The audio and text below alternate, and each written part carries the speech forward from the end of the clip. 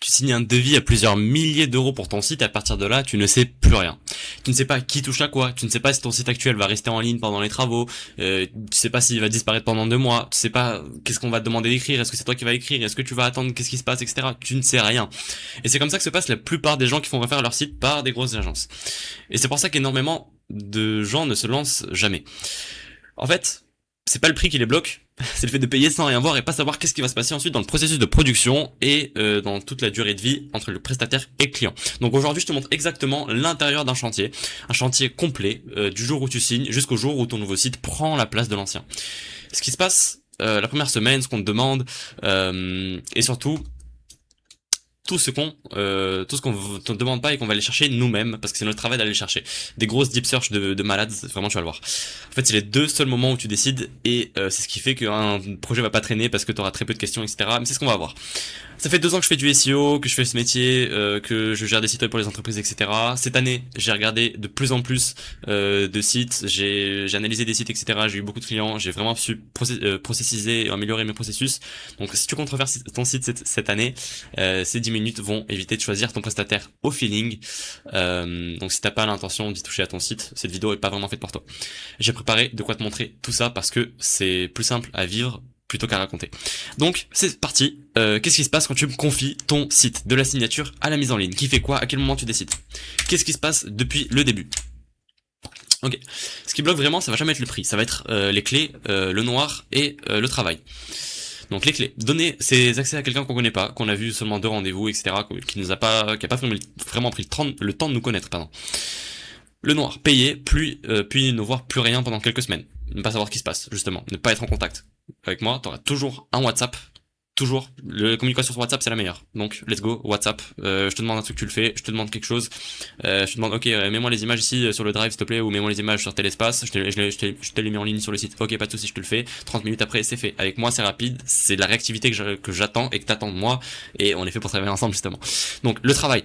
Découvrir qu'on doit tout écrire soi-même. Avec moi, tu vas jamais écrire tous tes textes toi-même. En fait, le processus est tellement clair que dès que tu signes avec moi, c'est ce qui s'est passé avec les clients que j'ai eu cet été. On lance une grosse analyse de marché longue, vraiment sur tout ton marché, etc., sur toi, sur qu'est-ce qu'on a déjà comme information à ton propos et qu'est-ce qu'on a besoin d'informations en plus, notamment les objections des clients, qu'est-ce que les clients adorent, etc. Le client idéal, parce que ça on peut le deviner, mais c'est toujours mieux de l'avoir de chez toi. Donc tout ce genre de choses, c'est les questions qu'on va te poser ensuite dans un questionnaire. Mais sinon, les 3 peurs ici sont légitimes. Elles arrivent pour de vrai chez beaucoup de gens, et voici comment on va les enlever une par une. Avec mon travail, mes processus, etc. Donc, il y aura toujours 5 temps, ça sera les mêmes. Le départ, signature à compte, dans une application dédiée conforme, c'est une application interne, c'est très simple, la signature est très simple, t'as pas besoin d'imprimer tous tes documents, puis ensuite de les signer. J'ai mis ça en place cet été, ça marche extrêmement bien. Il y a des codes de redatage, etc. C'est excellent. Rien ne va commencer avant une signature d'acompte et une signature et un acompte reçu. L'enquête. On va rechercher vraiment tout ce qui est trouvable avant de te poser la moindre question. Je vais pas te demander, sauf si vraiment j'ai un doute, par exemple, qui va gérer le projet. Si j'ai un doute, je te le demande. Sinon, je vais pas te poser la question comme pourraient faire des milliers d'agences dans les questionnaires standardisés. Quel est le nom de domaine de votre site? Si vous en avez déjà un, ça sert à rien. La fabrication. Sur une adresse privée, ton site continue de tourner. Sur une adresse privée, une adresse URL privée. La recette. Tu relis, tu valides par écrit 2 fois, pas une. Tu vas d'abord valider le design et ensuite tu vas valider le texte. C'est quelque chose qui va fonctionner très clairement. Ensuite, donc c'est 2 fois, surtout pour les gros sites en fait.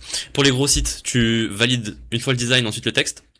Et pour les petits sites, c'est en gros une fois. Pour les one page, c'est souvent une fois, parce qu'en fait, on peut faire le texte avant de faire le design. La bascule, mais après c'est différent à chaque cas, etc., à chaque entreprise. Ça, je te laisse le voir si tu réserves un petit rendez-vous dans les commentaires sur amico.fr. Enfin, pas sur les commentaires, mais sur la description. La bascule, le nouveau site prend la place de l'ancien, en une fois, c'est rapide, transfert d'accès, etc.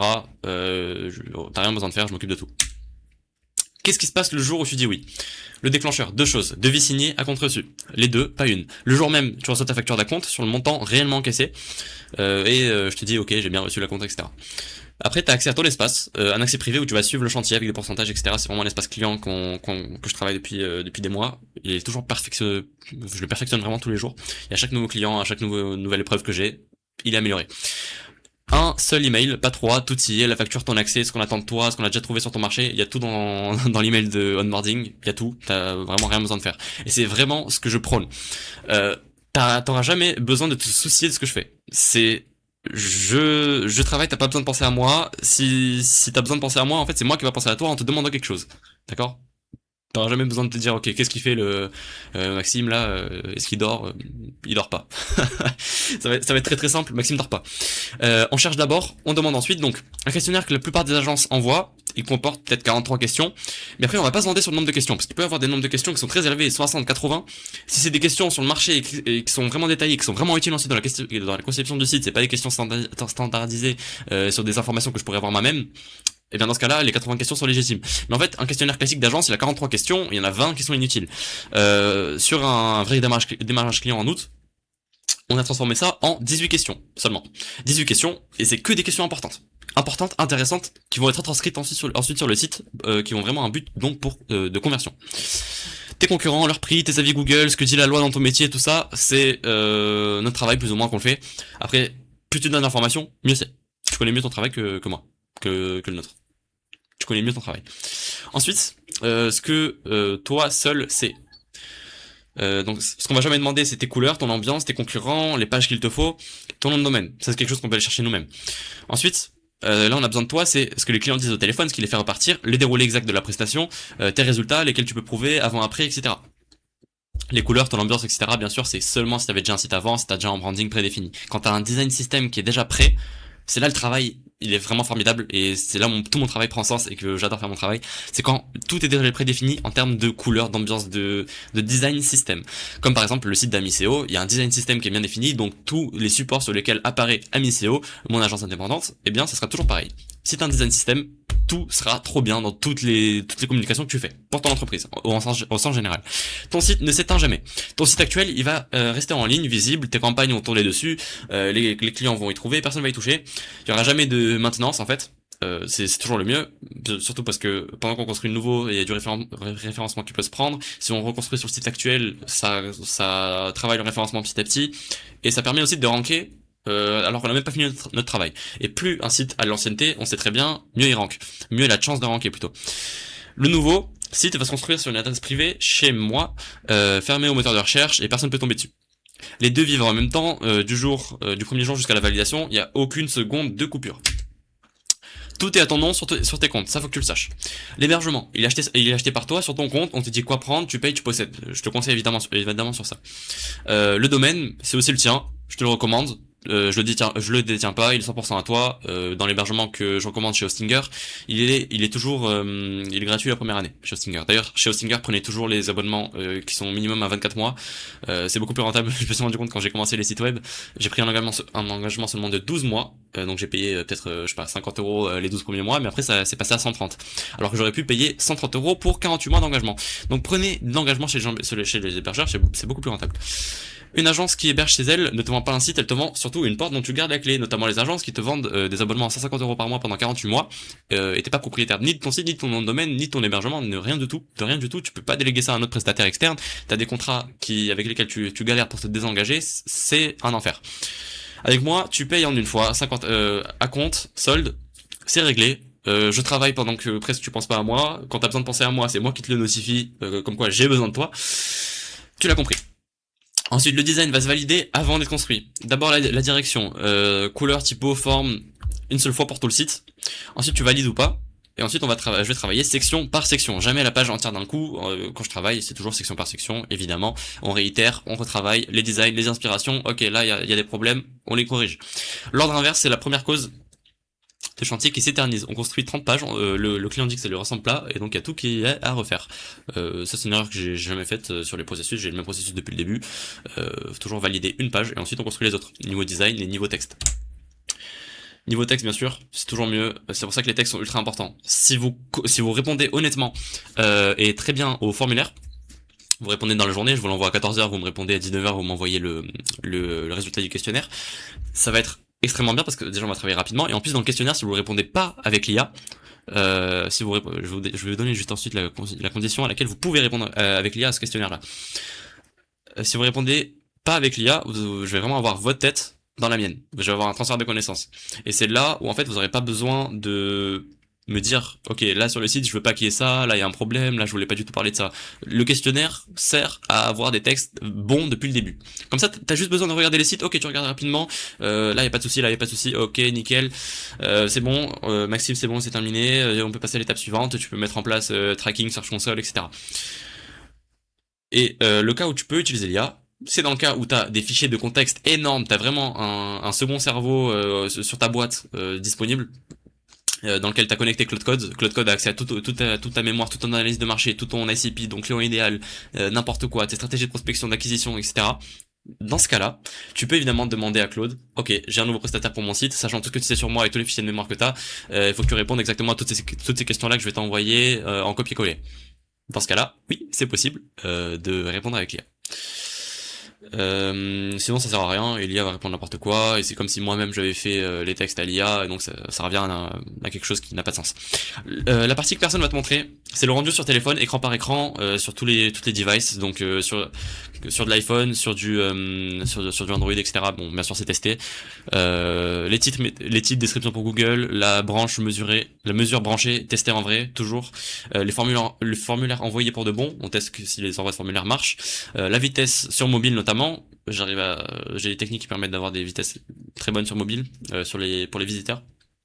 Donc en fait, on clique sur ton site et ça charge directement, genre zéro délai. Mention légale, cookie, conditions, tout est conforme. Une mesure qu'on a testée n'existe pas, un formulaire qu'on n'a pas envoyé nous-mêmes non plus. Donc c'est pareil pour les commandes, si t'as un site e-commerce, faut toujours passer une commande, voir comment le serveur la traite, voir si t'as les bons emails de follow-up, donc de suivi ensuite. Toujours vérifier. Tu valides 2 fois. Donc tu valides la direction visuelle, comme je t'avais dit. Ça c'est le cas général. Tu valides la direction visuelle et ensuite tu valides le site fini. En fait, la direction visuelle va me permettre de finir le site, le reste des pages. Et ensuite, je vais réfléchir un petit peu plus au niveau texte. Même si le texte est réfléchi avant, je vais te demander d'abord de faire la direction visuelle. Comme ça, moi, pendant ce temps-là, je peux travailler les autres pages. Même si, en fait, la première page est déjà bien faite et optimisée depuis le début, le texte, etc. C'est juste pour que toi, ça te prenne le moins de temps possible. Après, bien sûr, si tu veux qu'on travaille mieux, rapidement, etc., tu peux être derrière mon travail, toujours regarder, ok, le texte. Si je te dis que là, le texte, ok, il est bon, il peut être définitif potentiellement si tu le valides, dans ce cas-là, ok, tu le valides, tu regardes tranquillement la première page pendant que je fais le design des autres, etc. Le site fini, avant la mise en ligne, tu relis en entier, sur ton téléphone aussi, ça c'est super important. Dès qu'on met en ligne, fais valider par des proches, par les employés de ton entreprise, etc. Fais-leur tester le site de A à Z. T'es obligé parce que même moi je peux passer à côté d'erreurs, même si j'ai des processus qui font que j'arrive de mieux en mieux à me corriger moi-même.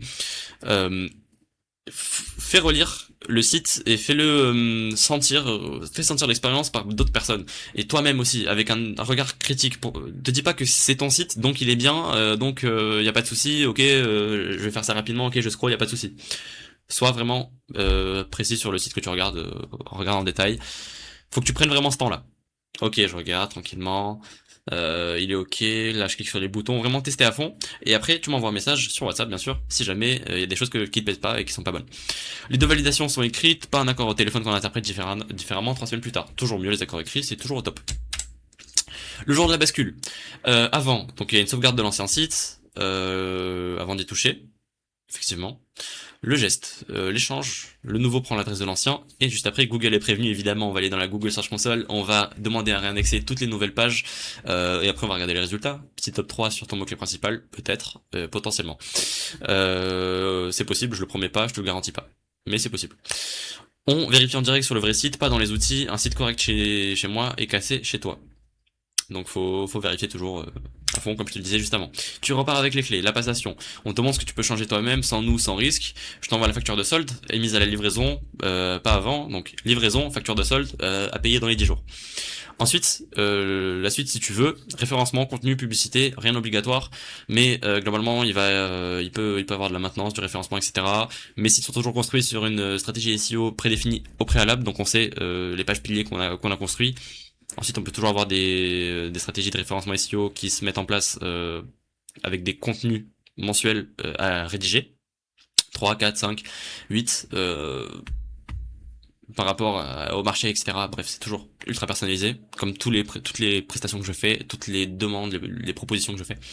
Un site livré doit pouvoir vivre sans son agence, sinon c'est pas une livraison, c'est un abonnement déguisé. Le mieux c'est de vivre, enfin, il peut y avoir des outils qui facilitent le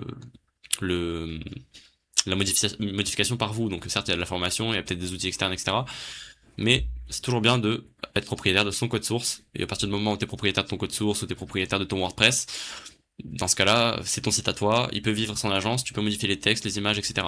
Après, ce qui est clair, c'est que t'apprendre à créer une page, c'est une formation qui est beaucoup plus longue, et c'est pas, ça rentre pas vraiment dans les prestations. T'apprendre à créer une page de A à Z basée sur l'intention de recherche, pour qu'elle convertisse, etc. C'est autre chose. Ça va toujours être privilégié de faire ça avec ton agence ou avec moi. Ce qui fait vraiment traîner un chantier. Les contenus, photos, textes, chiffres qui n'arrivent pas. Par exemple, tu réponds pas au questionnaire, ou alors je te demande quelque chose, tu me l'envoies 3 semaines plus tard. Les allers-retours, encore une fois, 3 personnes qui valident jamais en même temps. Tu mets trop de temps pour valider, tu mets 2 mois à valider un texte. Et presque jamais, c'est la technique. Notre métier, la partie prévisible. C'est pour ça que j'ai des délais de livraison qui sont normalement assez rapides. Je promets toujours entre 3 et 5 semaines de livraison. Ça, c'est en comptant une certaine réactivité. Les délais de livraison, c'est sûr que si tu mets 2 mois à faire un aller-retour juste sur une page d'accueil pour valider le design, c'est compliqué de livrer ça en 3 à 5 semaines. Un chantier qui dure 3 mois au lieu d'un, dans 9 cas sur 10, ce n'est pas le prestataire qui est lent. C'est jamais le cas du prestataire qui est lent. Le prestataire est toujours lui-même focus sur son objectif à lui. En fait, la technique est assez rapide. Il faut juste avoir les éléments globalement. Les 3 peurs du départ, les clés, le noir, le travail. On l'a déjà dit. Et avant de confier ton site à quoi que ce soit, à qui que ce soit, fais-le examiner, que ce soit à moi ou à quelqu'un d'autre que tu veux. Je suis violé, je suis totalement violé. Si tu veux le confier à moi ou à quelqu'un d'autre, je regarde ton site en direct pendant 5 à 10 minutes et je te dis vraiment ce qui te coûte des clients, où est-ce qu'il en est aujourd'hui niveau référencement. On va se remettre en blanc. Je te dis où est-ce qu'il en est niveau référencement et tu peux du coup aller dans la description. Tu peux aller demander ton autopsie de site, 100% offerte. C'est quoi? C'est un audit ultra détaillé. C'est pour ça que j'appelle ça une autopsie de ton site. Qu'est-ce qui marche pas? Qu'est-ce qu'il faut améliorer? Qu'est-ce que moi j'améliorerai? Qu'est-ce que tu peux améliorer toi-même? Comme ça, t'as tous les éléments qui te permettront de repartir sur des bonnes bases et d'améliorer ton site dès que tu reçois ta vidéo sous 48 heures.